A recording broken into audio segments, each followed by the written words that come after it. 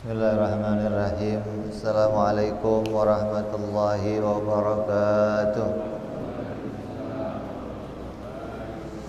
Al-Fatiha ila ruhi Sayyidina Habibina wa Syafi'ina Rasulillah Sayyidina Muhammad ibn Abdullah sallallahu alaihi wa ala alihi wa ashabihi wa azwajihi wa dhurriyyatihi anna Allah yu'ali darajatihim bil jannah wa yanfa'una bi asrarihim wa anwarihim wa ilumihim wa nafahatihim wa barakatihim fid dini wa dunya wal akhirah wa yaj'aluna min hisbihim ويرزقنا محبتهم ويتوفانا على ملتهم ويحشرنا في زمرتهم بالعافية وسلامة لهم الفاتحة أعوذ بالله من الشيطان الرجيم بسم الله الرحمن الرحيم الحمد لله رب العالمين الرحمن الرحيم مالك يوم الدين إياك نعبد وإياك نستعين اهدنا الصراط المستقيم صراط الذين أنعمت عليهم غير المغضوب عليهم ولا الضالين آمين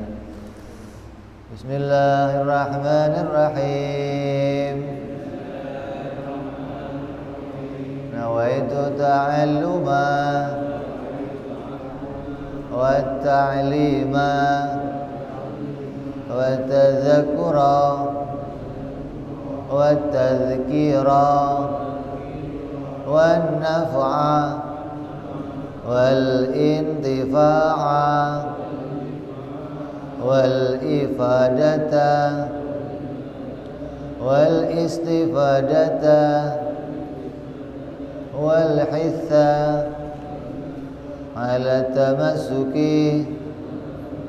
بكتاب الله وسنة رسول الله صلى الله عليه وسلم والدعاء إلى الهدى والدلالة على الخير ابتغاء مرضاته وقربه وثوابه وحسن الخاتمة مع اللطف والعافية وصلاح العاقبة.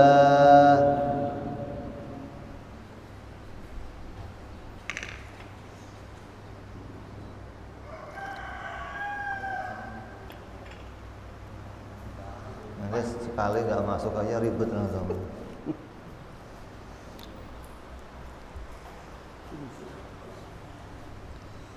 Bismillahirrahmanirrahim. Alhamdulillahirabbil alamin. Wassalatu wassalamu ala asyrafil anbiya'i wal mursalin sayyidina wa habibina wa syafi'ina wa maulana Muhammadin sallallahu alaihi wa ala alihi wa sahbihi ajma'in. Amma ba'du. Qala musanniful kitab rahimahullah wa nafa'ana bihi wa bi'ulumihi fid dharain. Allahumma aftah qulubana futuhal arifin wa bihidmatika wansur alaina birahmatika ya arhamar rahimin.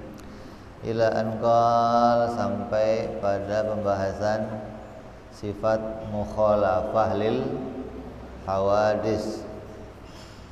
Kitabnya mana itu?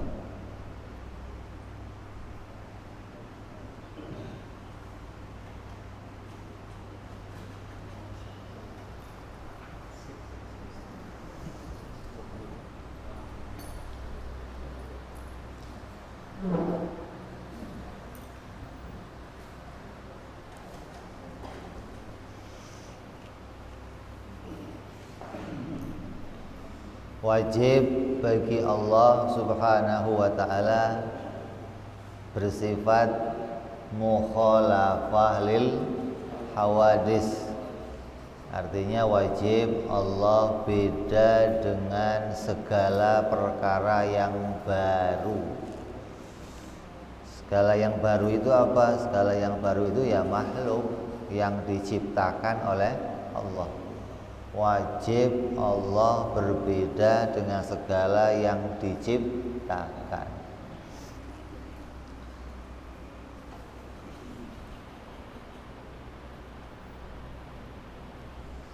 Maka ada batasan sebatas mana kita mengetahui perbedaannya, sebatas mana kita wajib mengimani bahwa Allah itu beda dengan makhluk.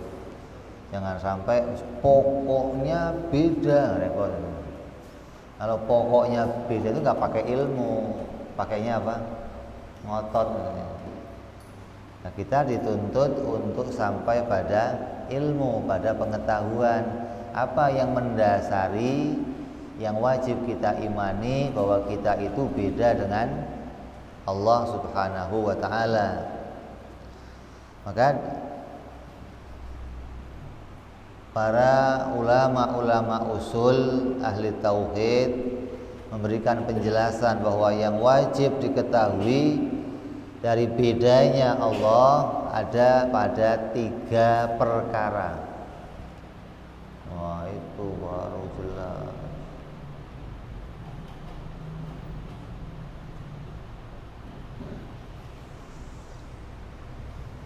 Yang pertama, beda di dalam zatnya. Yang kedua, beda di dalam sifatnya. Yang ketiga, beda di dalam perbuatannya. Jadi kita mau mengenal Allah, mau mengimani Allah, kita dengan 3 perkara dasarnya. Mengenali zat Allah, mengenali sifat Allah, dan mengenali perbuatan Allah. Maka dengan kenal 3 ini kita akan kenal kepada Allah Subhanahu wa ta'ala. Kan ada hadis bib tafakkaru fi khalqillah wala tafakkaru fi dzatillah. Berpikirlah tentang yang diciptakan oleh Allah, jangan berpikir tentang zatnya Allah. Memang kita nggak akan sampai untuk mengetahui hakikat zatnya Allah, kita nggak akan sampai. Seperti sabdanya Nabi Isa alaihissalam, ta'lamu ma fi nafsi wala a'lamu ma fi nafsik.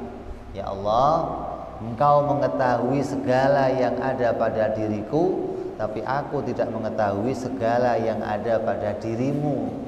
Artinya kita nggak bisa menjangkau hakikat zatnya Allah, tapi kita mengenal dari arah zatnya makhluk, sifatnya makhluk, dan perbuatan makhluk. Kalau kita kenal zatnya makhluk, zat kita sendiri, sifat kita sendiri, dan perbuatan kita sendiri, dari situ kita akan tahu bedanya dengan zat Allah, sifat Allah, dan perbuatan Allah. Ya. 3, zat, sifat, perbuatan.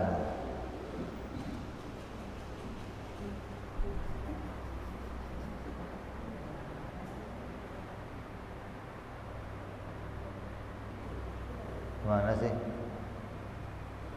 Yang pertama zat, yang kedua sifat, yang ketiga perbuatan.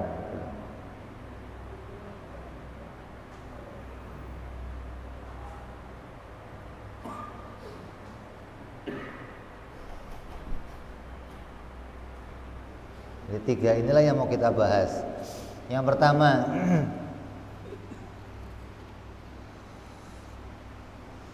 zatnya Allah. Adapun yang harus kita ketahui tentang zatnya Allah, bahwa zatnya Allah itu bukan jirim. Ya. Bahwa zatnya Allah bukan jirim. Jirim, tahu nggak jirim? Jirim di ilmu fikih nggak ada jirim ya. Jirim itu Di dalam bahasa tauhid, di dalam bahasanya orang-orang ahli usul, disebut artinya sesuatu yang bermateri atau benda. Allah itu zatnya bukan benda. Benda yang kita kenal apa aja? Ada zat cair, ada zat padat, ada gas. Itu semua disebut zat. Nah, zatnya Allah enggak seperti itu. Bukan seperti benda padat, bukan seperti benda cair, dan bukan seperti gas. Padahal masih banyak benda itu, tapi kita hanya membatasi 3. Coba, kalau nyawa, ruh, masuknya benda apa? Padat, cair, apa gas?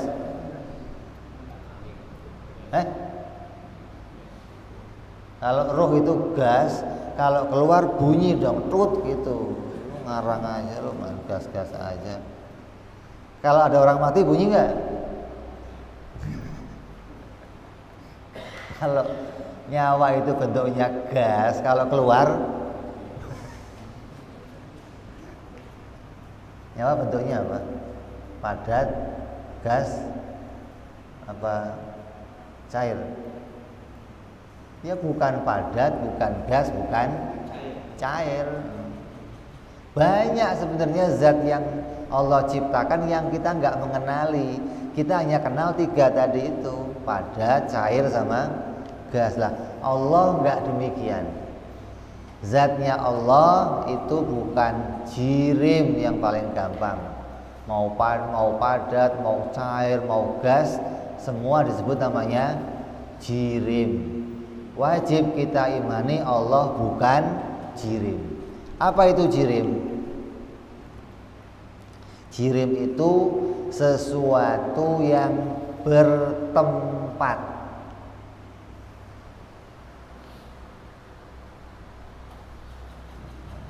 Tambahin situ, sesuatu yang wajib bertempat.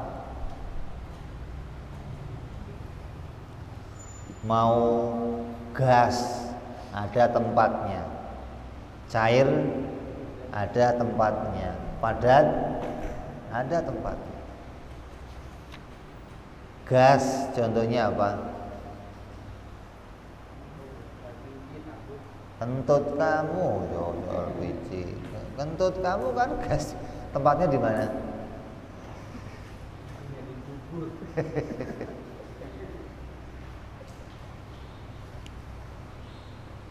Udara termasuk apa ini? Gas. Cair ada tempatnya, padat ada tempatnya.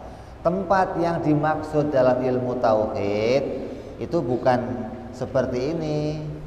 Air ini menempat pada gelas, bukan.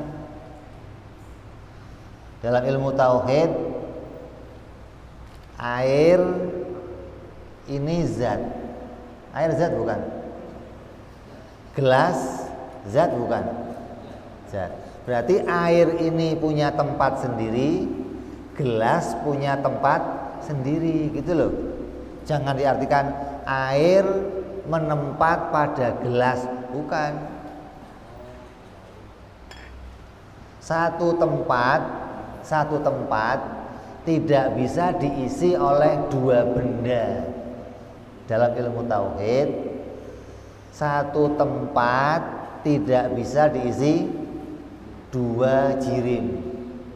Satu ruangan pasti diisi 1 jirim. Kalau dalam bahasa kebiasaan kita kan, kita sering sini tinggal di tempat saya bareng, ya. Tinggal bareng di tempat saya. Dalam ilmu tauhid nggak ada tinggal bareng satu tempat, nggak ada kayak ini gelas sama air satu tempat. Oh bukan. Yang dimaksud tempat adalah ruangan atau volume atau ukuran tiap-tiap benda.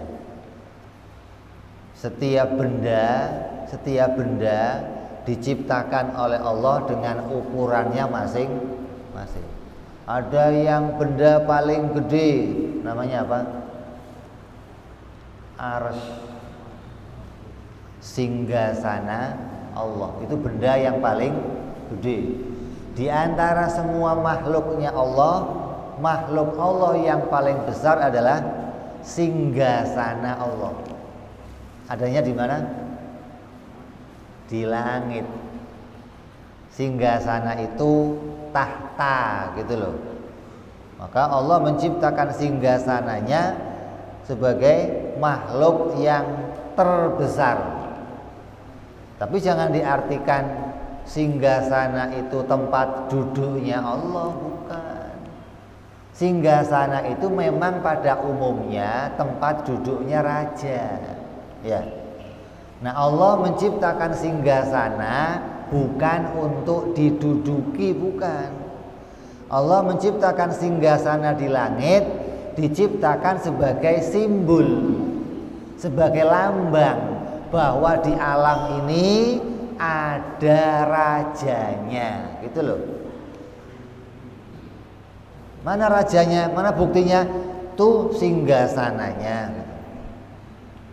Tapi jangan dibandingkan, kalau singgasananya sebesar itu, yang duduk segede apa gitu loh. Ini pikiran normal kita kan begitu. Kalau kamu mengatakan Allah itu bertempat atau duduk di atas singgasana, kamu sama aja mengatakan seperti air dengan gelas bergandengan. Air bergandengan dengan gelas. Air ini bisa dipisahkan dari gelas enggak? Kalau nggak bisa diminum dong. Karena air punya ruangan sendiri, gelas punya ruangan sendiri. Kedua-duanya dijadikan satu, hanya disebut namanya bertetangga. Kalau saya masukkan batu ke dalam gelas ini, saya masukin batu, yang terjadi apa? Yang terjadi apa? Airnya tumpah. Kenapa tumpah? Hah? Kelebihan apa? Kelebihan apa? Yang neken siapa? Hah? Neken siapa? Kalau saya masukin batu, yang terjadi apa? Luber. Kenapa luber? Hah? Kenapa luber? Karena batu itu punya ruangan sendiri, air punya ruangan sendiri. Ruangan batu dan ruangan air nggak mau campur. Ketika di bawah ini saya kasih batu, maka air itu akan naik di atasnya, nggak akan kumpul jadi satu. Itu menunjukkan air dan batu punya ruangan sendiri-sendiri, gitu loh. Jadi semua makhluk yang diciptakan Allah pasti punya ruangan seukuran dirinya masing-masing. Ada yang paling gede arsy, ada yang kecil namanya apa? Corona, virus. Kecil lagi di bawah virus namanya apa? Atom atau partikel dalam ilmu fisika itu. Hah? Ini kamu ngaji komplit, ini ada fisikanya, ada kimianya, ada biologi. Di Di dalam ilmu sekolah disebut namanya jauhar. Jauhar itu unsur yang paling kecil yang sudah nggak bisa dibagi-bagi lagi. Molekul, apalah namanya terserahlah. Yang penting harus kita pahami, molekul itu unsur atau benda yang terkecil. Jirim yang paling kecil namanya molekul. Jirim yang paling gede namanya arsy, singgasana Allah.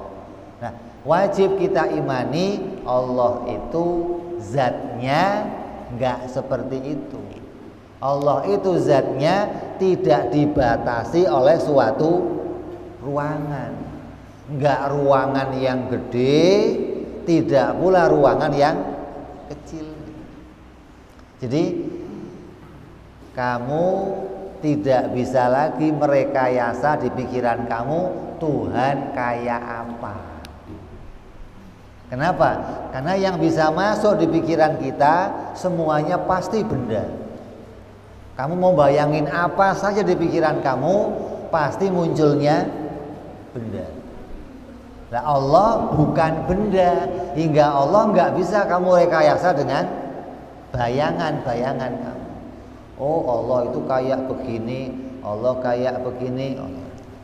Karena wajib kita imani Allah zatnya bukan benda. Kalau zatnya makhluk adalah benda atau jirim. Maka kalau ada yang mengimani Allah itu duduk di atas, dia mengimani Allah itu benda. Yang bahaya apa?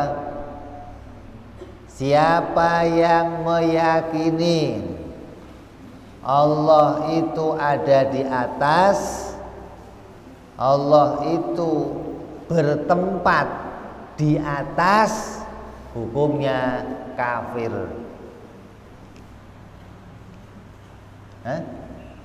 Siapa yang meyakini di hatinya sholat Allahu Akbar, Allah ngeliatin dari atas, dia yakin begitu, hukumnya kafir.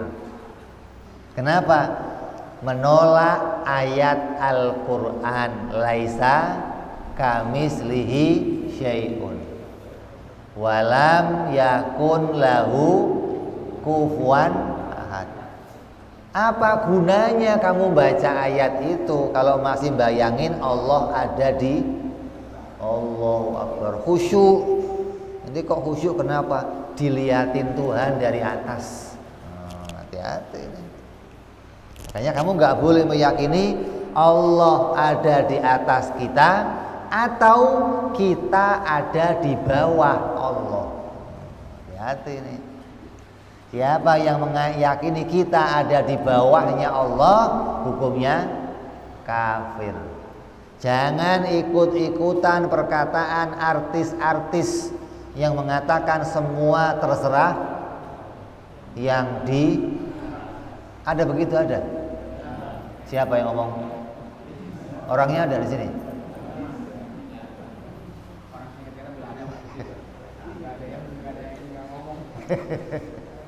Hati-hati kamu. Udah terserahlah, semua terserah yang di atas. Yang di atas siapa? Cicak. Matahari di atas, bintang, bulan. Lah kamu kalau diterangin nanti akan nemu anehnya. Bumi bulat. Ya. Bulat enggak? Apa kotak di sini? Bulat. Bulat itu tiap-tiap sisinya ditinggali oleh manusia. Ya. Ada yang di atas ini, ada yang di sini, ada yang di sini, ada yang di sini, ya. Kan bulat kan?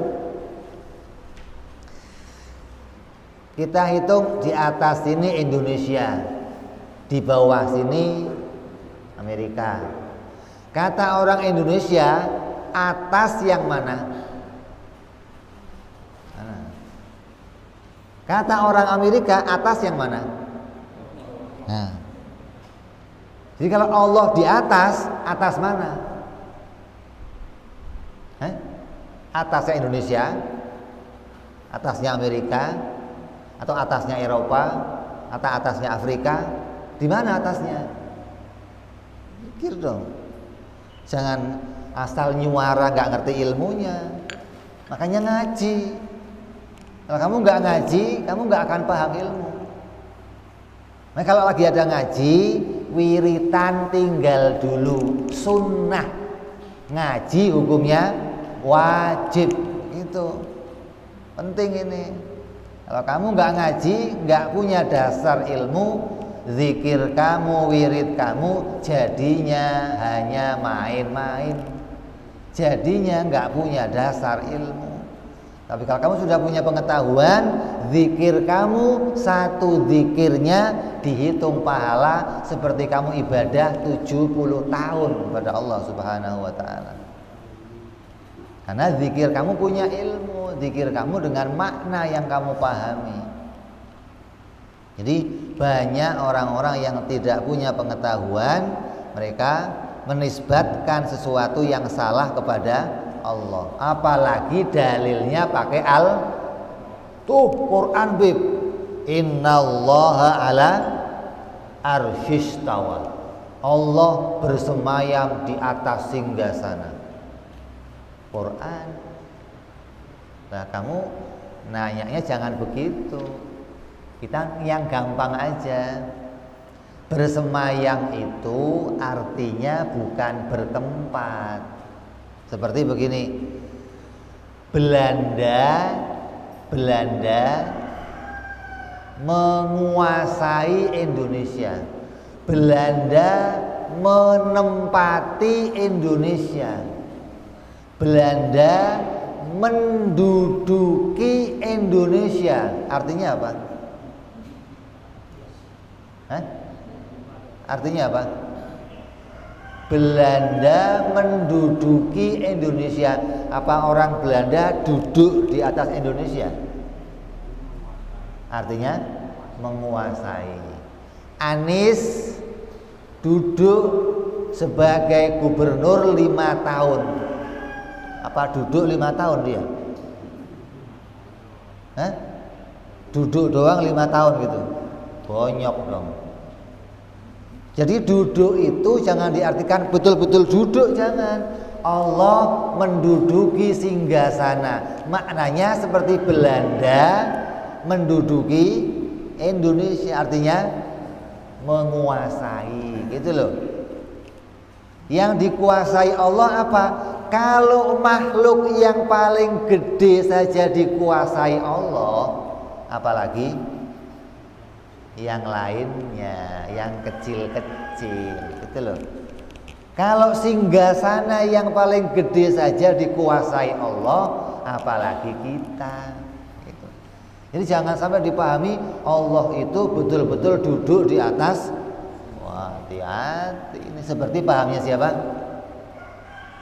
Mu'tazilah, orang-orang Qadariyah, Mujassimah. Ini sekarang mereka memahami dengan teks-teks Al-Quran yang mendukung mengatakan Allah ada di atas.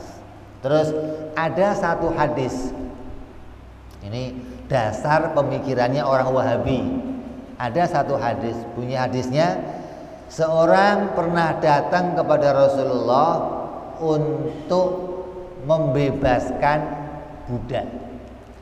Maka Rasulullah bertanya, bawa sini budaknya, mau saya tanya.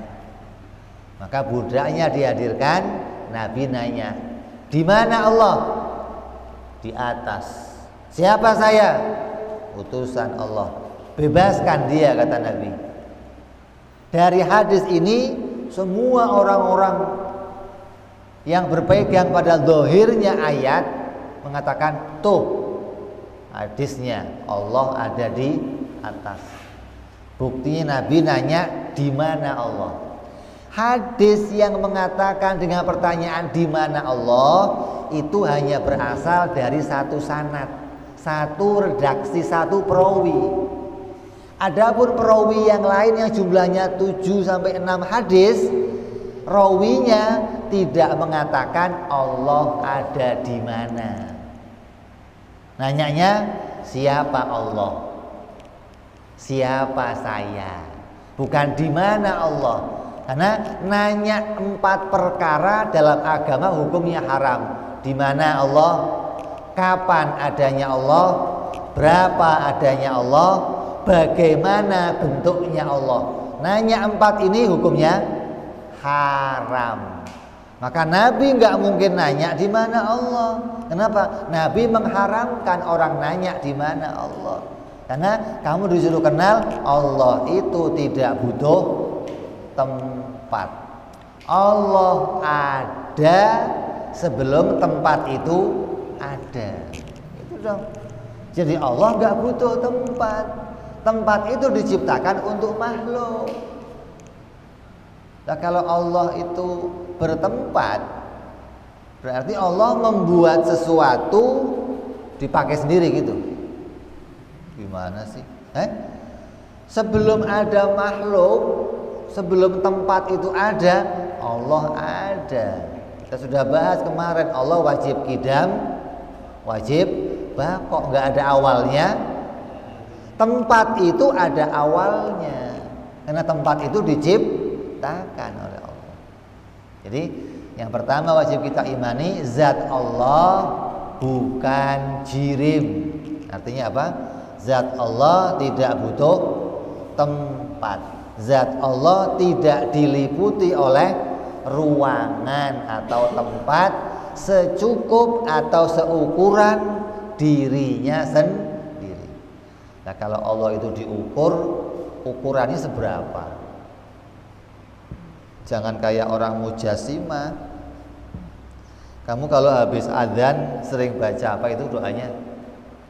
Kalau habis adzan, Allahumma rabb hadhihi da'watin tammah salatil qa'imah ati sayyidina Muhammad al-wasilata wal wa syarafa wa darajatal aliyata rafi'ah, terus wab'adhul maqamal mahmud. Apa maqam mahmud?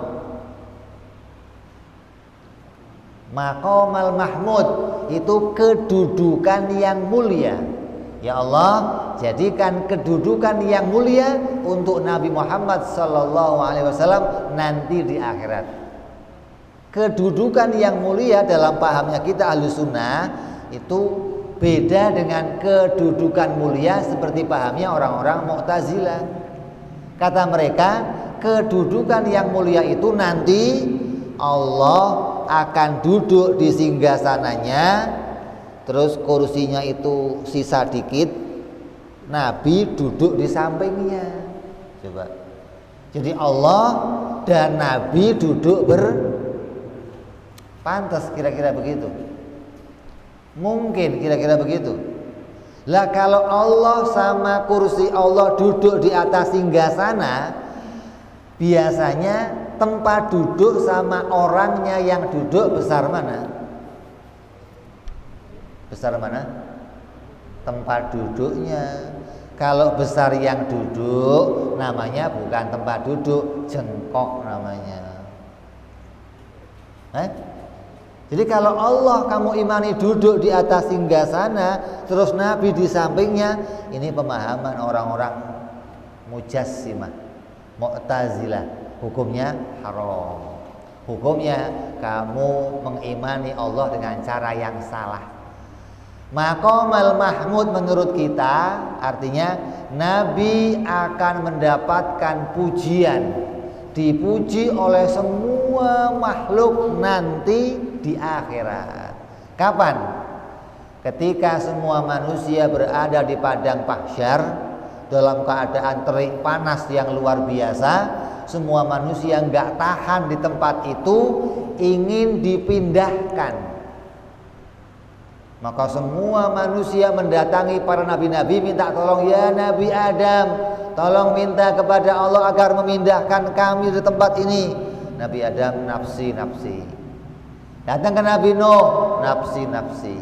Nabi Ibrahim, nafsi. Sampai datang ke Nabi Muhammad, kata Rasulullah apa? datang kemari semuanya, kumpul semuanya. Nabi sujud, minta kepada Allah, ya Allah pindahkan kami semua dari tempat ini. Maka dipindahkan oleh Allah. Ketika dipindahkan, semua manusia berterima kasih kepada Nabi, tidak terkecuali kafirnya, mukminnya, jinnya, semua terima kasih ya Nabi, untung ada kamu, saya dipindah dari tempat ini. Maka pujian itu namanya Maqamal Mahmud, gitu loh. Kamu menang juara catur, dipuji-puji orang sekampung aja seneng banget ya. Wah, ini juara kampung, juara RT, senengnya luar biasa. Apalagi dipuji sama saantero jagat raya, itu namanya Maqamal Mahmud. Jadi jangan diartikan yang salah. Kalau kamu nggak ngaji, kamu nggak ngerti makna ini.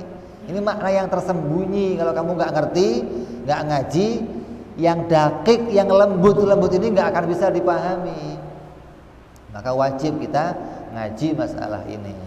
Jadi itu yang pertama, wajib mengerti bedanya Allah. Yang pertama dalam zatnya, bahwa zat Allah bukan jirim atau benda.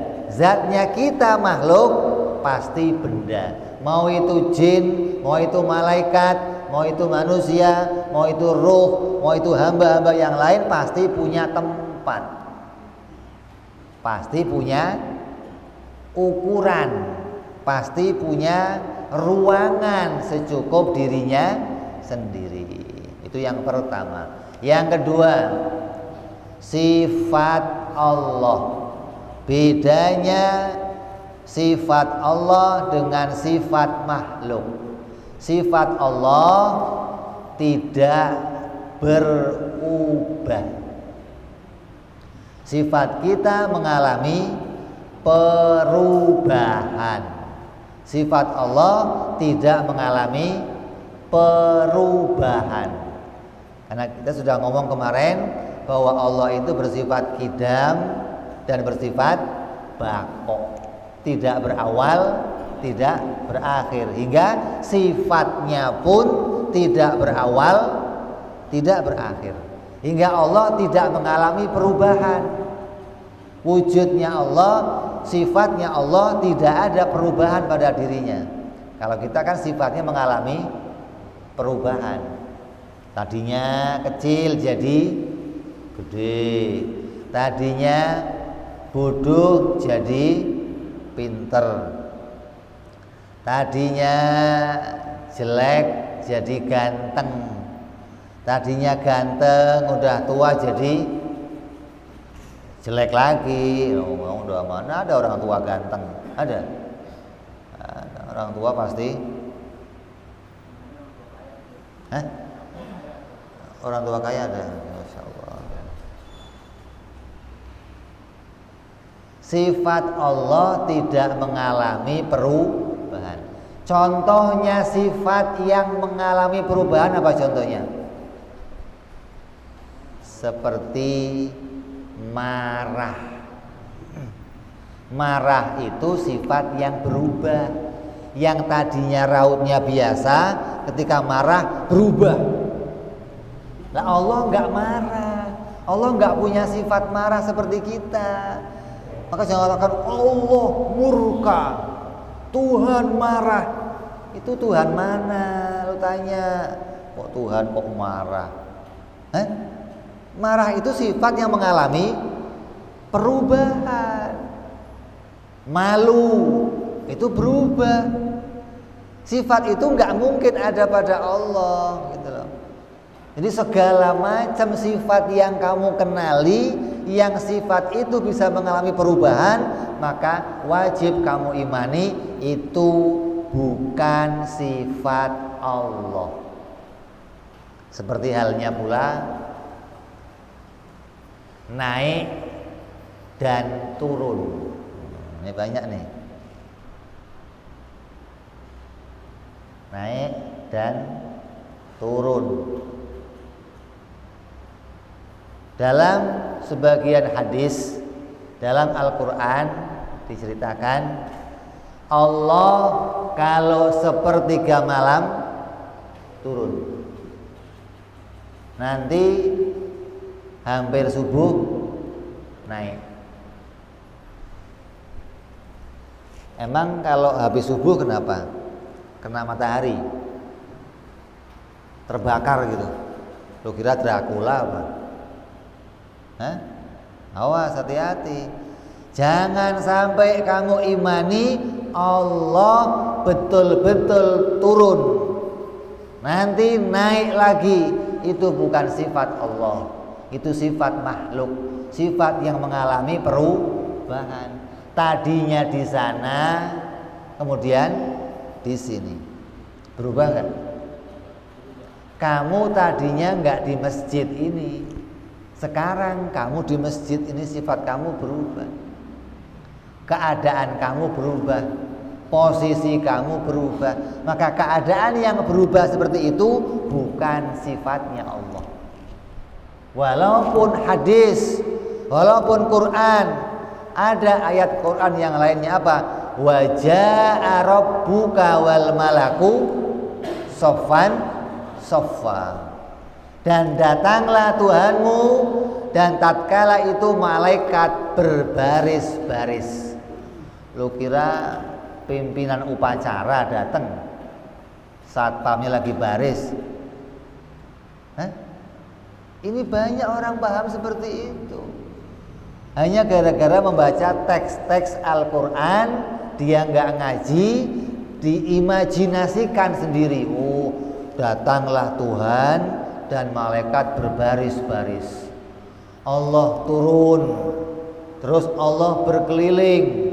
Allah bertanya, siapa yang malam ini minta maaf akan aku maafkan. Siapa yang malam ini punya hajat akan aku kabulkan hajatnya. Itu yang keliling siapa? Allah. Ronda gitu. Hah? Ini paham yang rusak.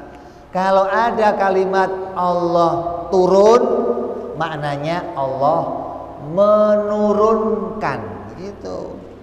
Bukannya Allah turun kuculuk lo kira. Kalau ada makna Allah datang, maknanya Allah mendatangkan begitu. Jokowi turun tangan, tangannya turun. Gimana sih? Jadi kalimat itu jangan diartikan teks terjemahnya, jangan. Makanya nggak boleh kamu ngartiin Quran pakai teks, itu nggak boleh. Jangan baca terjemah Quran kalau kamu belum belajar akidah, rusak iman kamu. Pokoknya ulama dulu paling melarang orang menterjemahi Quran. Cuma karena perubahan zaman, orang terus merasa butuh dicetak. Makanya cetakan terjemah Quran itu mengalami revisi berkali-kali. Kenapa? Bahasa berubah. Tapi kalau bahasa Al-Quran nggak ada revisi, nggak mengalami perubahan. Yang berubah apa? Terjemah Al-Quran. Kenapa? Karena bahasanya berganti. Nah, kamu jangan iman Allah dengan teks-teks itu. Iman kamu akan rusak. Kamu akan iman Allah seakan-akan Allah seperti kamu. Kamu ingkar kepada ayat Al-Quran kalau begitu. Ya, jadi semua sifat yang menunjukkan perubahan kita imani itu bukan sifat Allah. Kalau ada kalimat turun, ini Allah menurunkan. Siapa yang diturunkan? Malaikat. Malaikat rahmat suruh turun. Malaikat turun, keliling. Catat siapa yang minta. Catat yang minta maaf. Terus laporkan. Laporannya bukan untuk Allah baca. Oh. Hah? Tulisan kamu malaikat setiap tahun dilaporkan, bukan dibaca sama Allah, bukan. Oh, kira Tuhan. Oh, untuk apa tulisannya? Tulisannya untuk apa?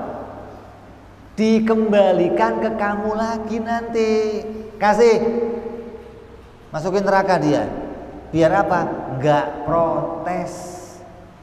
Ketika tiba-tiba kamu neraka tanpa ada hitungannya, protes. Kok bisa ya Allah saya neraka? Malaikat kasih tulisannya. Nah, dibaca, oh iya loh. Ya Allah, dosa semua ya Allah. Nah, kelihatan loh.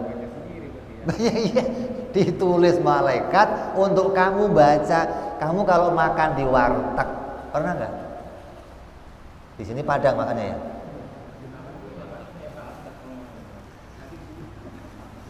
Kalau kamu makan di warteg, begitu makan, tanya berapa Pak? Yang jual ngomong 100.000. Kamu protes nggak? Nanyanya apa? Emang makan apa aja gua? Nih Pak, teh 5.000, nasi 15.000, gorengan 15.000. Itu berapa? Sisanya wifi. Lu makannya sepiring, duduknya 3 jam, wifi-nya berapa lu? Ada penjelasannya gitu loh. Ketika ada penjelasannya, nggak protes. Oh iya dah. Nah, ditulis untuk kamu nanti dikasih tahu oleh Allah. Ini biar ngajinya anteng, diganjel dulu sementara. Wajah rabbuka, dan Allah datang. Artinya Allah mendatangkan. Apa yang Allah datangkan? Pahala. Nanti di akhirat Allah akan mendatangkan pahala di hadapan para malaikat. Fulan dapat pahala ini, fulan dapat pahala ini. Seperti seseorang yang diberikan piala itu apa namanya? Ketika selesai lomba, ada juara 1, juara 2, juara, didatangkan apa? Medali. Yang nyaksiin siapa? Nah itu begitu maksudnya. Bukan yang datang Allah kuceluk, bukan. Jangan ngertiin yang keliru pada hak-haknya Allah Subhanahu wa ta'ala. Dia harus tahu. Yang kedua, wajib Allah berbeda di dalam sifatnya. Apa yang kita ketahui? Sifat Allah tidak mengalami perubahan. Sifatnya makhluk mengalami perubahan. Di antaranya gerak dan diam. Naik turun kan bagian gerak dan diam. Maka itu mustahil bagi Allah. Yang ketiga, yang terakhir, beda Allah di dalam perbuatannya. Artinya apa? Perbuatan Allah itu namanya takdir. Apa? Takdir. Takdir itu apa? Takdir itu meninggalkan bekas. Perbuatan Allah itu membekas.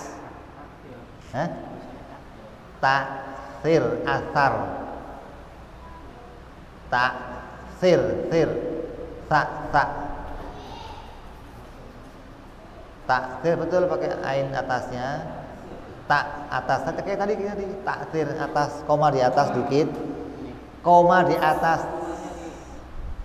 Tadi betul tak, ta, koma di atas. T S I R. Itu sudah benar. T A, koma di atas. T lagi, koma dulu di atas. T lagi, S I R. Apa itu bacanya? Takfir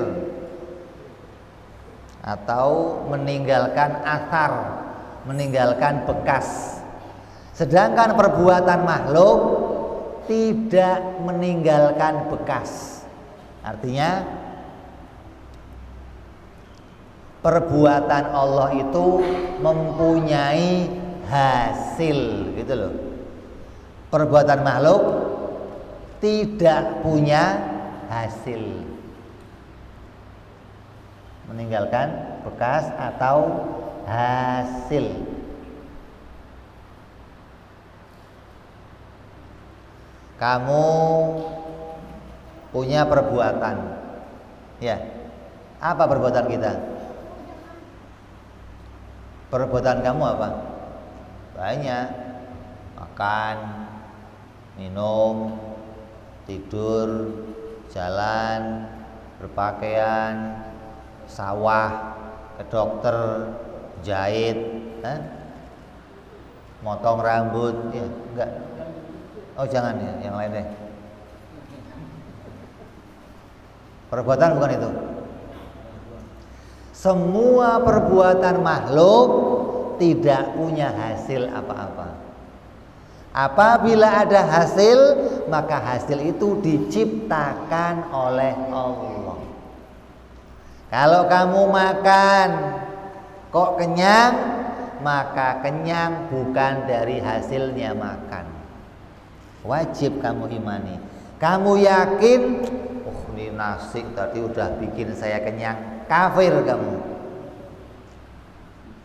Kamu ingkar kepada salah satu perbuatan Allah, kamu akui sebagai perbuatan kamu. Atau kamu mengatakan ada makhluk yang bisa menimbulkan makhluk yang lain. Nasi menimbulkan kenyang. Kamu yakin nasi menimbulkan kenyang, syirik iman kamu kepada Allah. Ini yang disebut namanya syirik khafi, syirik yang lembut. Makanya banyak orang pakai udeng-udeng kayak ban Vespa, kamu tahu, miring-miring begitu sampai surga jaminan, belum tentu. Kalau di hatinya ada syirik sedikit, nggak kepake imannya. Mau kamu imam masjid, mau kamu imam Masjidil Haram sekalian, nggak terjamin kamu imannya bersih kalau kamu nggak ngaji, nggak tahu mana syirik khafi, mana yang syirik yang jahar, yang kelihatan. Syirik jahar kayak apa? Nyembah berhala, itu kelihatan. Kamu nyupang ke Gunung Kawi, itu jelas syiriknya kalau itu. Nah yang nggak kelihatan apa? Minum obat, kamu akui obat ini bikin saya sembuh. Nah, hati-hati. Berarti obat punya hasil. Siapa yang meyakini begitu hukumnya syirik. Kamu kan tiap waktu ngomong la haula wala quwata illa billah illa alih. Kan tiap hari kamu ngomong begitu. Kami nggak punya daya upaya ya Allah, kami lemah ya Allah. Lah kamu ngomong ini hasil saya, ini perbuatan saya. Gimana? Gara-gara kamu ini begini. Kamu nuduh tiap-tiap orang punya hasil perbuatan. Ini yang kita kaji ini makna hakikat. Secara hakikat kita harus iman semua hasil yang dimiliki makhluk diciptakan oleh Allah. Karena yang punya hasil, yang punya bekas dalam perbuatannya hanya Allah. Yang lain enggak. Kamu makan kenyang, Allah yang mengenyangkan. Kenapa? Kalau kamu anggap kamu makan kenyang gara-gara nasi, nanti berkembang. Nasi yang saya makan membuat saya kenyang. Kenyangnya bikin saya bertenaga. Tenaganya bikin saya ibadah. Ya, ini nyambung terus.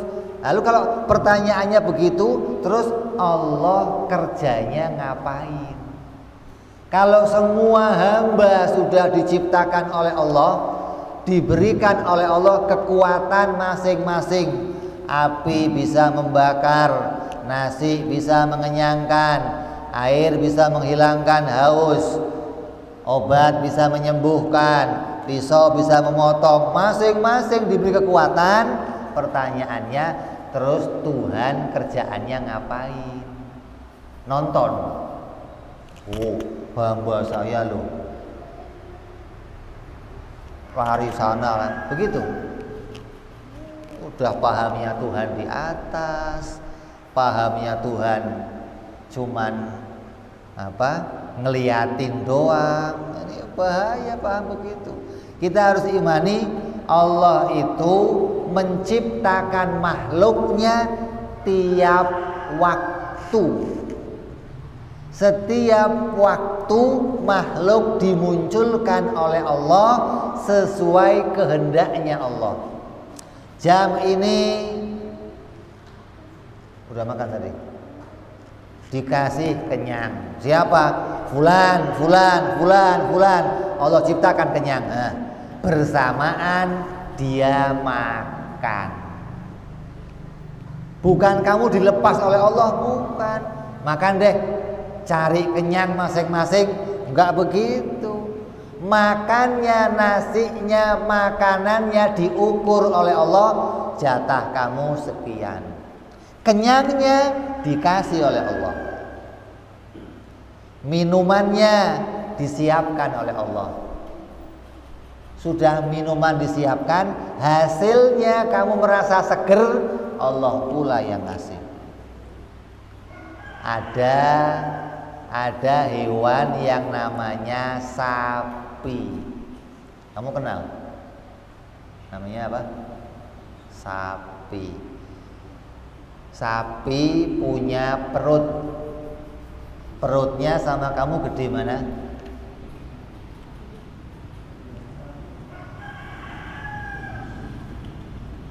Hah?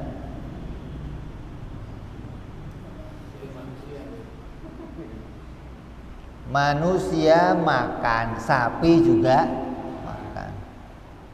Maka kenyangnya manusia ya diukur oleh Allah. Jumlah makanannya diukur oleh Allah. Dikasih kenyang.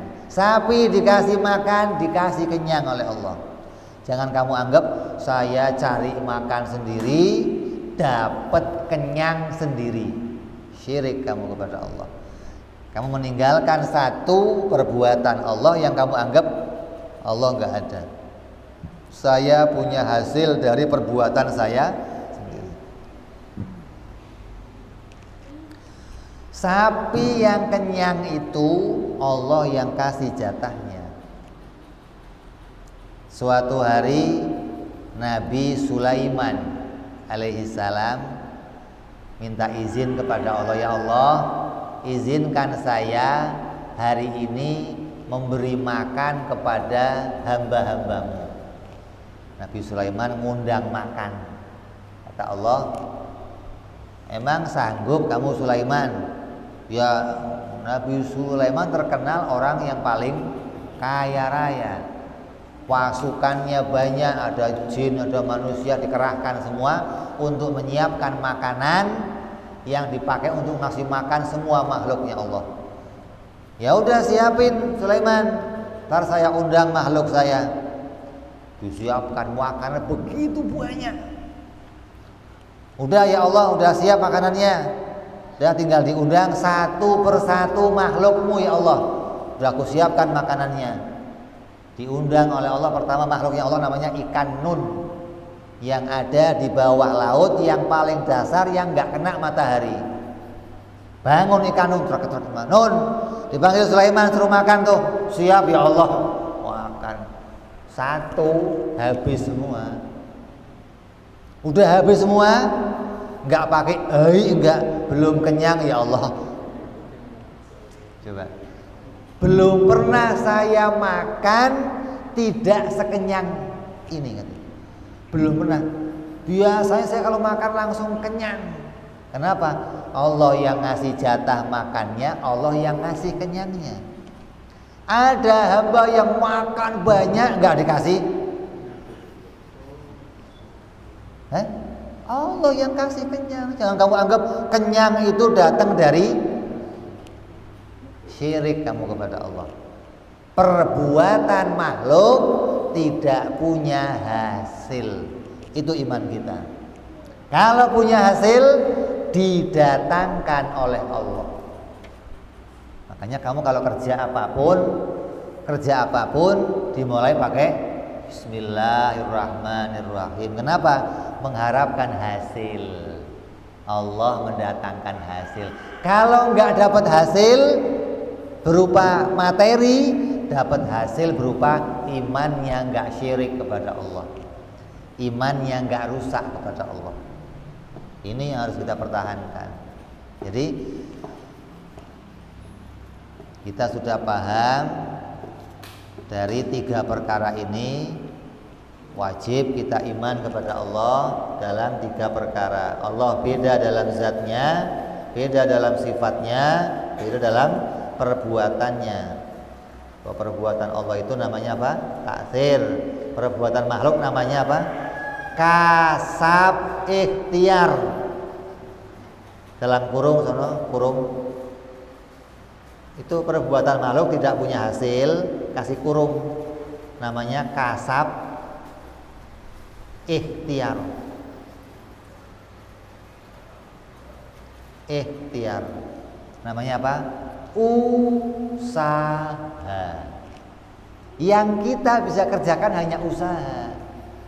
Pengen ini, pengen itu, pengen ono, kita upayakan. Kamu pengen tanah ini muncul padinya, kamu cangkul, kamu kasih air, kamu kasih pupuk. Allah katakan apa? Dan aku tumbuhkan tumbuh-tumbuhan dari tanah. Yang numbuhin siapa? Allah. Bukan kamu yang numbuhin, bukan. Mana bisa kamu numbuhin? Wong kita aja ditumbuhkan oleh Allah, mau numbuhin gimana? Allah menjadikan dari langit turun, dari bawah muncul. Allah yang menjadikan hasil dalam setiap perbuatan kita. Makanya banyak orang yang kita khawatirkan apa? Kita sekarang iman kepada Allah dengan keyakinan yang kita ngaji. Nanti iman ini bisa nggak kita bawa sampai hari kematian kita? Banyak orang yang akhir hayatnya syirik kepada Allah.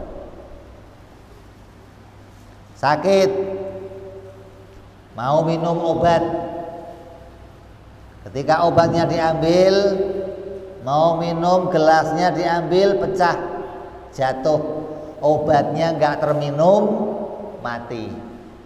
Sebelum mati di hatinya ngomong, gara-gara nggak minum obat saya mati. Matinya apa? Syirik. Hati kamu. Banyak itu terjadi begitu. Coba saya minum obat, nggak mati saya. Berarti kamu ingkar pada takdirnya Allah.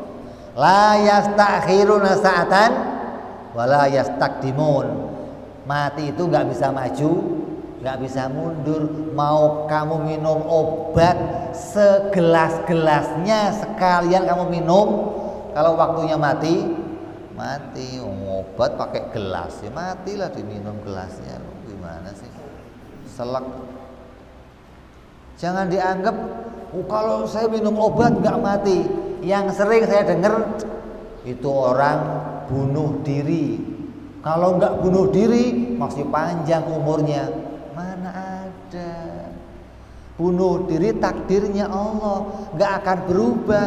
Dia nggak mungkin nggak bunuh diri. Kenapa? Sudah jadwalnya Allah tentukan dia bunuh diri. Bukan terus bunuh diri mah bukan Allah yang ngatur. Lah siapa yang ngatur? Di jagat ini semua yang ngatur Allah. Yang jadi bajingan Allah yang ngatur, yang jadi jagoan Allah yang ngatur, yang jadi alim ulama Allah yang ngatur, ustadznya, pelacurnya, penjudinya Allah yang ngatur semua itu. Emang siapa yang ngatur jagat ini? Allah. Khairihi wa syarihi minallah. Baik dan buruknya apa yang terjadi di jagat ini semua dari Allah Subhanahu wa taala. Ini yang ketiga, perbuatan kita tidak pernah punya hasil. Makanya kalau kita mau melakukan apapun, bismillah. mau minum bismillah, mau pakai baju bismillah, mau jalan bismillah, mau bismillah. Kenapa? Berharap Allah mendatangkan pertolongan kepada kita. Ya, nyambung nggak? Nyambung nggak?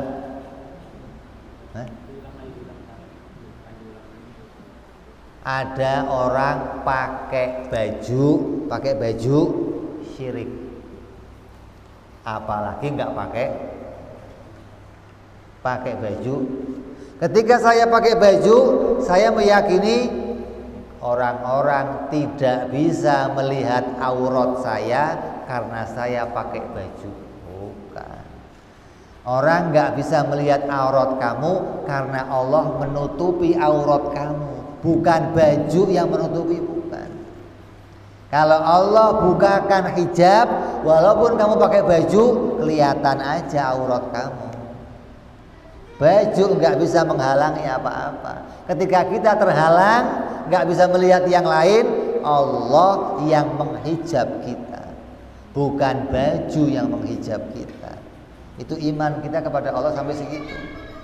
Hingga yang kecil-kecil kita yakini ini semua terjadi atas pertolongannya Allah Subhanahu wa ta'ala. Jadi 3 yang harus kita ketahui. Yang pertama, Allah beda dengan kita pada zatnya, Allah beda dengan kita pada sifatnya, Allah beda dengan kita pada perbuatannya. Apa zat Allah? Oh, zat Allah itu kayak apa? Gak ngerti. Yang penting saya iman zat Allah bukan jirim. Selesai. Gak usah diri kayak saya kayak apa, gak usah.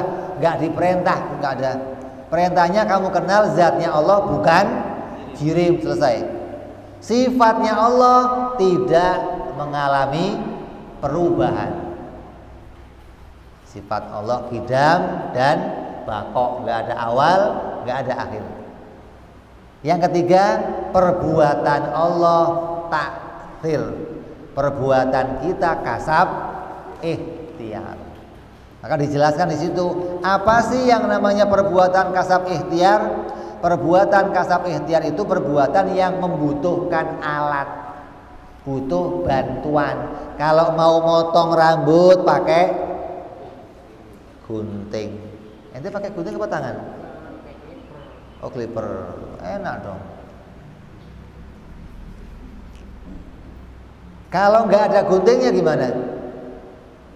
Saya mau nanya, orang yang kerjanya dibantu oleh orang lain, itu orang mampu apa lemah? Hah? Seseorang yang bekerja dibantu oleh yang lain, itu mampu apa lemah? Lah kita diciptakan oleh Allah dalam keadaan lemah. Mana buktinya? Setiap bekerja selalu perlu alat. Alat itu menandakan kita bukan mampu, kita lemah. Gitu loh. Kamu malah kebalik. Gara-gara punya alat merasanya bisa, saya bisa. Nah, ini lupa sama Allah. Allah menjadikan alat agar kamu berharap Allah yang menjadikan hasilnya. Kamu berharap alat itu memberi hasil, kan repot. Allah ngasih alat agar kamu berharap Allah menjadikan hasil. Tapi karena kamu gak kenal Allah, dengan alat itu kamu berharap alat itu memberi hasil. Ya, gunting motong, ketika gak bisa gunting gak tajam. Pisau, begitu gak bisa pisau apa gak tajam. Allah yang menjadikan hasil, bukan barang itu bikin hasil, bukan.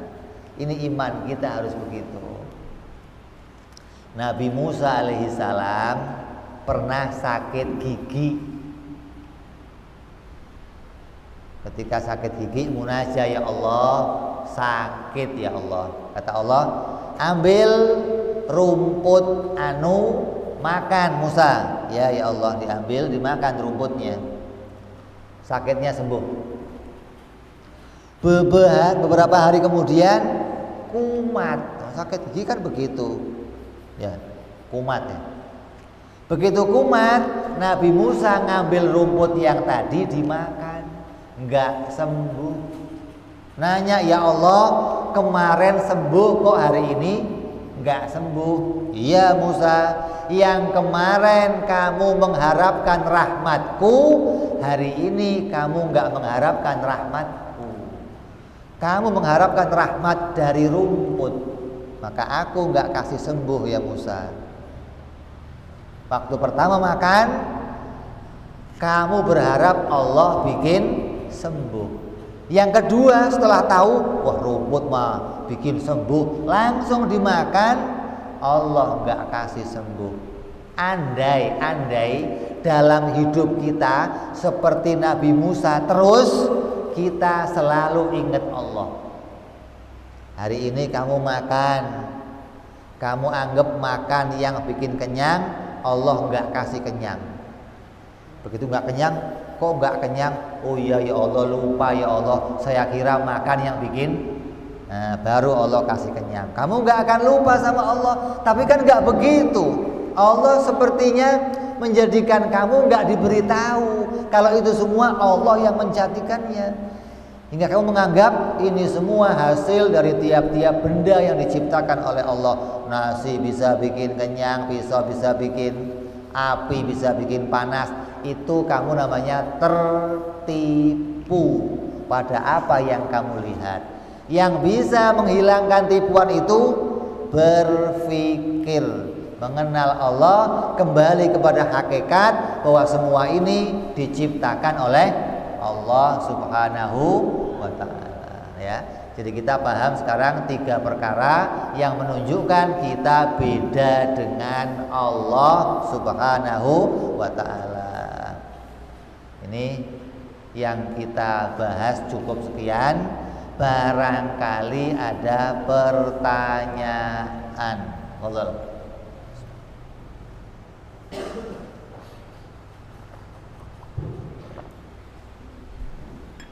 Baik, terima kasih.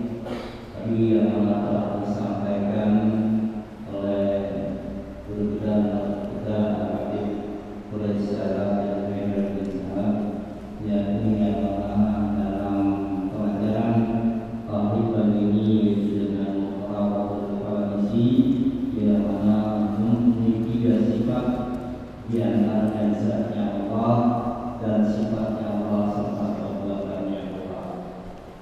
Untuk itu kepada segenap jamaah taklim, mungkin di antara jamaah masih ada yang kurang memahami atau paham, dipersilakan untuk menanyakan sesuatu hal yang berkaitan dengan pelajaran pada subuh pagi ini. Terima kasih. Silakan. Assalamualaikum warahmatullahi wabarakatuh. Waalaikumsalam warahmatullahi wabarakatuh. Saya ingin menanyakan tentang diskusi para malaikat dengan Allah itu berdialog, kemudian Allah sama-sama kepada hambanya yang selalu ingat, kemudian mereka selalu minta untuk mencari majelis-majelis, bahkan Allah itu sangat-sangat memuji. Kemudian untuk menyampaikan penjelasannya, menurut saya supaya semua mengetahui kalau kita akan tahu. Terima kasih. Wassalamualaikum warahmatullahi wabarakatuh. Mohon izin Ustaz, tolong diperjelas lagi pertanyaannya tadi. Kalau mau diskusi, Majelis apa? Diskusi. Ya. Kemudian para malaikat itu diperintah sama Allah untuk mencari menjadi zikir. Kalau nanti di dunia ini, di jagat ini, kemudian malaikat itu selalu mencari zikir. Terima kasih. Penjelasan tentang hadis qudsi yang isinya memerintahkan malaikat, artinya innallaha sayyaratun, Allah itu punya makhluk-makhluk yang berkeliling, itu hadisnya. Allah punya makhluk-makhluk yang senantiasa berkeliling. Siapa itu? Para malaikat-malaikat yang diperintah Allah untuk mencari para ahli zikir, khususnya orang-orang yang duduk di majelis-majelis zikir. Maka orang yang senang di majelis zikir, duduk untuk zikir kepada Allah, maka tempat itu akan dipenuhi oleh para malaikat yang mereka mencatat setiap amal-amal yang mereka perbuat dan dilaporkan kepada Allah Subhanahu wa taala. Maka beruntung majelis zikir itu bagian dikatakan sebagai taman-taman surga. Siapa yang duduk di majelis zikir, maka dia bagaikan dia berada di taman surga. Kata Nabi, kalau kamu lihat taman surga, mampir. Memang ada ya Allah taman surga, ada apa? Majelis zikir. Jadi kita ketika mendengar hadis itu, maka hadis itu memerintahkan kita, mengajak kita untuk senantiasa memenuhi majelis-majelis zikir. Nah, sekarang pertanyaannya, utama mana majelis zikir dengan majelis ilmu? Beda ini. Majelis ilmu itu bicara pengetahuan. Nabi Isa alaihissalam diperintahkan oleh Allah untuk mencari kawannya. Maka Nabi Isa berjalan dari satu tempat ke tempat yang lainnya. Datang ke tempat orang yang pada zikir semuanya. Mereka nangis zikir. Nabi Isa datang. Apa yang kamu kerjakan? Kami sedang zikir Nabi Isa. Untuk apa? Untuk memuji kepada Allah. Kenapa kamu zikir begini? Kami takut masuk neraka, wahai Nabi. Mereka zikir sambil nangis. Apa kata Nabi Isa? Yang kalian takutkan adalah makhluk. Nabi Isa pergi. Datang lagi ke majelis zikir. Isinya orang zikir sambil nangis, badannya kurus-kurus. Puasa, zikir, puasa, zikir. Ditanya, kalian ngapain? Kami zikir ya Nabi kepada Allah. Kenapa? Karena kami ingin masuk surganya Allah. Kami berharap dimasukkan surga hingga kami zikir sampai seperti ini ya Nabi. Apa kata Nabi Isa? Nabi Isa, yang kalian cintai adalah makhluk. Ditinggal sama Nabi Isa. Majelis zikir ditinggal sama Nabi Isa. Ketemu lagi sama majelis lagi zikir mereka kepada Allah. Ditanya, ngapain kalian? Kami zikir wahai Nabi kepada Allah. Untuk apa? Apa karena surga? Bukan ya Nabi. Apa karena neraka? Bukan ya Nabi. Karena kami hambanya Allah. Kami cinta kepada Allah dan kami senantiasa menyebut namanya karena penghambaan kami kepada Allah. Sebagai hamba, saya ibadah kepada Allah. Apa kata Nabi Isa? Aku diperintah mencari kalian, maka aku akan tinggal bersama kalian. Ini orang-orang yang zikir dengan ilmu. Zikirnya tahu bahwa zikirnya bukan untuk mengharapkan surga, bukan untuk menjauhi neraka, tapi untuk mendekatkan diri kepada Allah Subhanahu wa ta'ala. Itu majelis zikir. Dan majelis ilmu yang perbedaannya sangat jauh. Mulia majelis ilmu dibandingkan majelis zikir. Maka ada majelis taklim, majelis sholawat, majelis zikir. Masing-masing ada labelnya. Kalau kamu cuma buka majelis zikir, kata Abawa guru saya, kasih nama apa?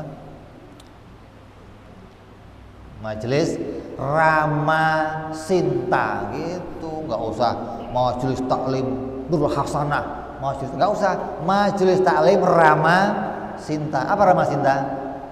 Ratib, Maulid, Yasin, Tahlil, cukup kan? Majelis taklim Rama Sinta begitu. Nggak ada ilmunya sih, ngapain pakai nama Nurul Hasanah, nama majelis zikir kok. Isinya zikir. Maka pentingkan di setiap majelis zikir ada taklimnya, gitu loh.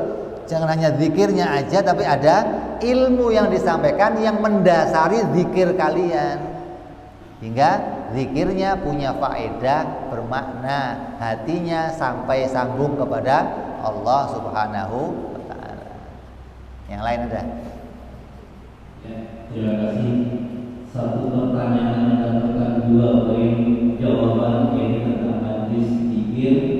Ternyata juga mendapat kemuliaan tentang majlis ta'lim yang dimuliakan Allah.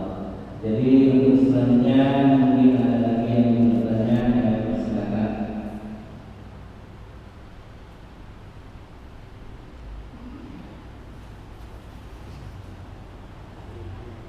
Bismillahirrahmanirrahim. Assalamualaikum warahmatullahi wabarakatuh. Waalaikumsalam warahmatullahi wabarakatuh. Terima kasih di kesempatan untuk bertanya. Sebenarnya pertanyaan saya tadi sih sudah dijawab.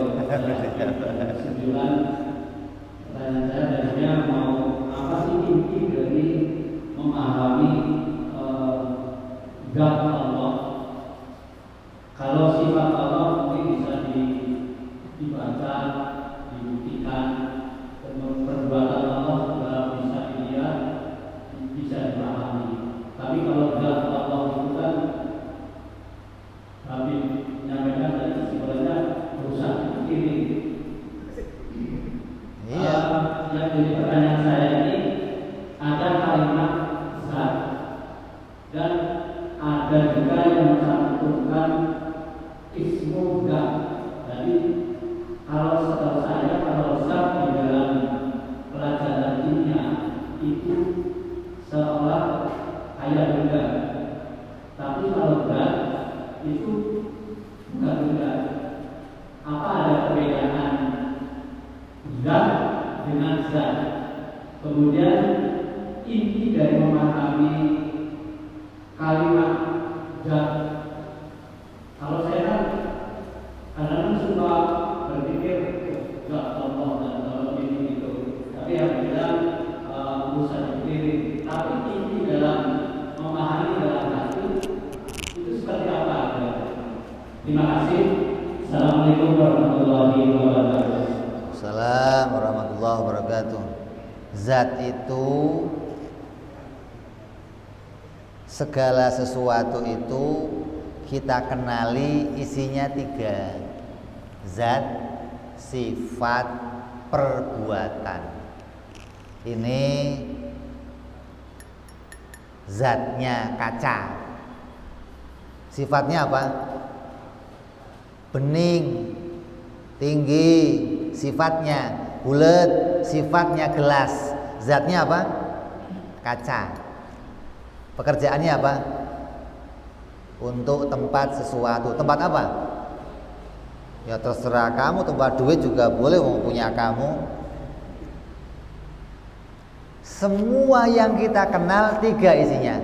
Zat, sifat, perbuatan. Meja, zatnya apa? Meja ini zatnya apa? Kayu. Sifatnya apa? Kotak. Kerjanya apa? Apa aja lah, terserah itulah. Itu namanya zat, sifat, apa. Jadi kalau dikenal zat itu apa gitu. Secara definisi, zat itu sesuatu yang berdiri sendiri. Namanya zat. Kalau sifat apa? Sesuatu yang selalu nempel sama zat. Namanya sifat. Putih tembok. Putih apa? Sifat. Zatnya mana? Tembok. Sifat tidak bisa berdiri sendiri, nggak bisa. Yang bisa berdiri sendiri namanya zat. Manusia, baju, zatnya, hitam, sifatnya. Setiap ada zat, di situ ada sifat. Kalau kita bisa kenal sifat-sifat Allah, maka pada sifat Allah pasti ada zatnya. Karena nggak mungkin ada sifat Kalau nggak ada zatnya nggak mungkin. Jadi kita cukup beri takrif yang ringkas. Apa itu zat? Sesuatu yang berdiri sendiri. Kalau sifat, sesuatu yang selalu mengikuti zat. Nah, Allah kita kenal, Allah itu pada dirinya ada zat, ada sifat, ada perbuatan. Tapi kita nggak bisa menjangkau ke sana. Lah, biar kenal bagaimana? Kenali diri kita. Maka muncullah makna man arafa nafsahu faqad arafa rabbahu. Siapa yang kenal dirinya, maka akan kenal Tuhannya. Lah, kenal diri bagaimana? Ya, kenal zat kita, kenal sifat kita, kenal perbuatan kita. Kenal tiga ini, kamu akan kenal zat Allah, sifat Allah, dan perbuatan Allah. Kembali, mana zat saya? Zat kamu namanya jirim atau benda. Sifat saya kayak apa? Berubah-ubah. Kerja saya kayak apa? Kasab ikhtiar. Kalau mau kerja pakai alat, pakai bantuan, itu keadaan kita.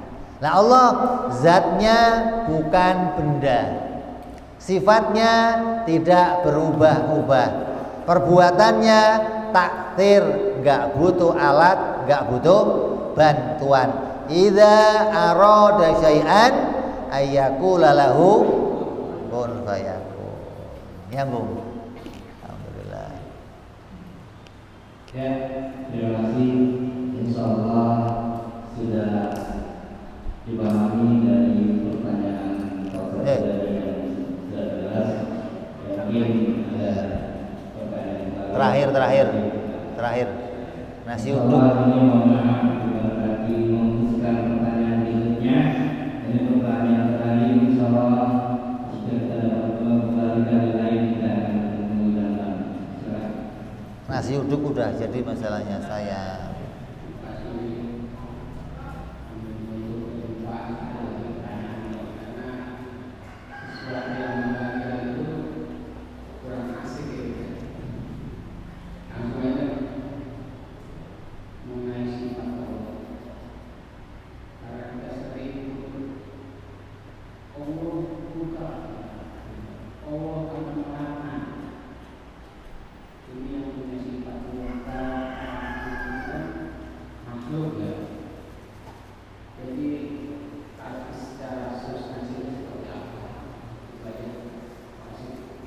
Nah, ini pertanyaannya penting ini. Mantap ini. Apabila kamu berjumpa dengan hadis atau Al-Qur'an yang menyebutkan sifat-sifat Allah yang menyerupai sifat kita, maka takwilkanlah gitu. Harus ditakwil. Orang Mu'tazilah, orang Wahabi tidak mau takwil. Ini sebabnya mereka pisah sama kita. Mereka ketika melihat ayat-ayat Quran tidak mau takwil. Yadullah fauqa aidihim, tangan Allah di atas tangan mereka. Ya, tangan Allah punya tangan. Tidak mau dirubah-rubah. Kenapa? Ini ayat Quran nggak boleh dirubah. Yang ngerubah ayatnya siapa? Maknanya nggak boleh ditafsirin tangan. Namanya menyerupakan dengan makhluk. Allah murka, jangan ditakwil seperti sifat makhluk. Marah pada Allah artinya apa? Marah pada Allah artinya Allah memberikan hukuman kepada hambanya. Jangan marah dianggap mencak-mencak kayak makhluk, lo kira jagoan neon. Dan begitu pun sifat-sifat yang lain. Apabila kamu jumpai satu sifat Allah yang menyerupai sifat makhluk, baik dalam Quran, dalam hadis, takwilkanlah. Kalau saya nggak bisa takwil gimana, Bib? Jangan diimani sama seperti itu. Seminim-minimnya namanya tafwid. Tafwid itu takwil yang paling kecil. Apa? Nggak ngerti saya maknanya. Pokoknya nggak begitu. Itu tafwid namanya. Kalau takwil dijelaskan. Tangan Allah apa artinya? Kekuasaan. Gitu. Kalau nggak ngerti, pokoknya saya nggak paham. Yang penting Allah nggak bertangan seperti saya. Selesai. Walaupun nggak ngerti maknanya tangan itu apa, tapi ulama mutaakhirin mentakwili tangan bagi Allah maknanya kekuasaan. Kayak ngomong raja itu bertangan besi, bukan tangannya besi, bukan, maknanya kekuasaannya diktator begitu loh, memaksa kepada rakyatnya gitu loh. Jadi semua ayat-ayat yang menisbatkan atau menceritakan sifat-sifat Allah yang menyerupai sifat makhluk, takwilkanlah. Jangan kita terima mentah-mentah sebagaimana zahir ayatnya. Allah punya wajah. Wajhu rabbuka dzul jalali wal ikram. Wajahnya Allah itu apa? Masa wajah begini gimana sih? Wa yabqa rabb apa? Dan kekalah wa yabqa wajha rabbuka dzul jalali wal ikram, dan kekalah wajah Tuhanmu. Masa yang kekal wajahnya doang, yang lain enggak kekal apa? Maka wajah di situ bukan artinya wajah ini, bukan. Perlu ditakwil. Kalau enggak bisa takwil, yang penting jangan kamu imani sifatnya sama dengan sifat kita. Itu yang paling aman. Kalau kamu menyerupakan, kamu bertentangan dengan dua ayat. Laisa kamitslihi syai'un wa lam yakun lahu kufuwan ahad. Jadi ayat ini apa yang kita bahas ini mau membersihkan hati kita agar cocok sama dua ayat ini gitu. Tidak sampai menyerupakan Allah, apalagi menyamakan Allah. Kelompok yang menyamakan Allah namanya siapa? Namanya mujassimah. Yang menganggap begini, Allah itu terkadang turun dari langit ke dunia menyerupai manusia. Untuk apa? Nolong hamba-hambanya. Kalau ada hamba yang jatuh, tempatnya sepi, nggak ada yang nolong, Allah terpaksa turun sendiri. Nyamar jadi orang, nolongin orang itu gitu. Itu mujassimah. Sama kayak Nasrani pahamnya. Ada lagi musyabbihah, tasbih, menyerupakan. Oh, Allah punya tangan, tapi tangannya nggak kayak tangan kita. Sama kayak begini, Allah ini meja ada kakinya. Ada nggak? Meja ini ada kakinya nggak? Kamu punya kaki nggak? Sama? Hah? Beda. Begitu, berarti kamu menyerupakan Allah dengan kita. Meja punya kaki, saya punya kaki, tapi kakinya beda. Allah punya tangan, saya punya tangan, tapi tangannya nggak boleh begitu, gitu loh. Yang begitu kamu menyerupakan Allah dengan makhluk namanya. Itu iman kamu masih rusak kalau begitu. Harus imannya bersih. Jangan ada menyamakan, jangan ada menyerupakan. Nyambung? Kelas? Kita tutup, kita sambung insyaallah perjumpaan yang akan datang. Siapkan pertanyaan, tulis, nggak ada masalah. Sampaikan, nanti kita bahas perjumpaan yang akan datang insya Allah. Terus satu lagi, mohon doanya, mertua saya lagi sakit, orang tua saya sakit, Habib Abdullah bin Muhsin Al-Attas, mohon keridhoannya, doanya agar disembuhkan oleh Allah Subhanahu wa taala ala niyah wa ala niyatin shalihah wa ila hadratin nabi. Al-Fatihah. A'udzu billahi minasyaitonir rajim. Bismillahirrahmanirrahim. Alhamdulillahi rabbil alamin arrahmanir rahim maliki yaumiddin iyyaka na'budu wa iyyaka nasta'in ihdinas siratal mustaqim siratal ladzina an'amta 'alaihim ghairil maghdubi 'alaihim waladdallin amin.